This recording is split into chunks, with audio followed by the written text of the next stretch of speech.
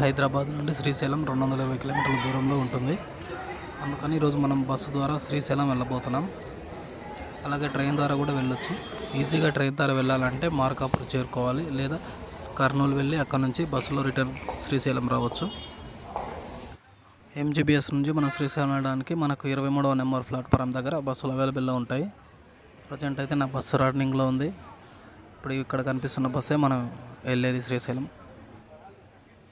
ఇప్పుడైతే ప్రజెంట్గా అయితే శ్రీశైలం ఎంటర్ అవుతున్నాం.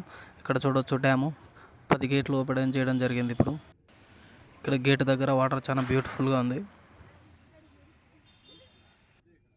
ఇప్పుడు ప్రస్తుతం వర్షాలు కురుస్తున్న కారణంగా గేట్లు మొత్తం ఎత్తేయడం జరిగింది.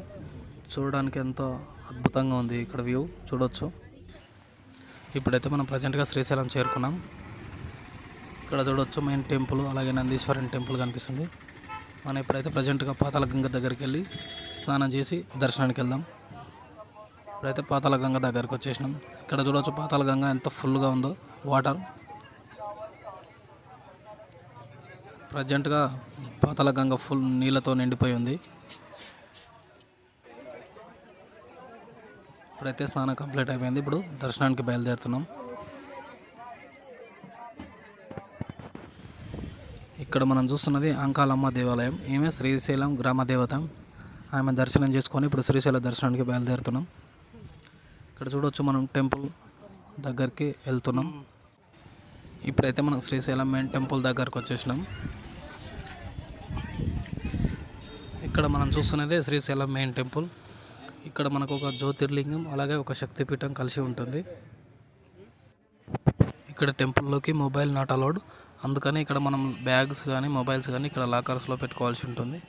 ఇక్కడ మనం చూస్తున్నాం కదా, ఫ్రీ దర్శనానికి వెళ్ళే రూట్లోనే మనకు బ్యాగ్స్, చెప్పులు, అలాగే లగేజీ, ఫోన్స్ అన్నీ పెట్టుకోవడానికి సపరేట్ లాకర్స్ ఉంటాయి. ఇప్పుడు చూడవచ్చు మనం ఇక్కడ బ్యాగ్స్ వచ్చేసి 20 రూపీస్, సెల్ ఫోన్ వచ్చేసి 10 రూపీస్ లాకర్లో పెట్టి ఇప్పుడు దర్శనానికి బయలుదేరుతున్నాం మనం. ఇది ఫ్రీ దర్శనం క్యూ లైన్. దీని ద్వారానే మనం ఫ్రీ దర్శనం ద్వారానే ఇప్పుడు దర్శనానికి బయలుదేరుతున్నాం. ఇప్పుడే మన దర్శనం కంప్లీట్ చేసుకొని బయటికి రావడం జరిగింది. ఇక్కడ ఆలయంలో అమ్మవారి చరిత్ర చూసుకుంటే, పూర్వం దక్షయజ్ఞ సమయంలో అమ్మవారి శరీర భాగం 18 చోట్ల పడిందని చెప్తుంటారు.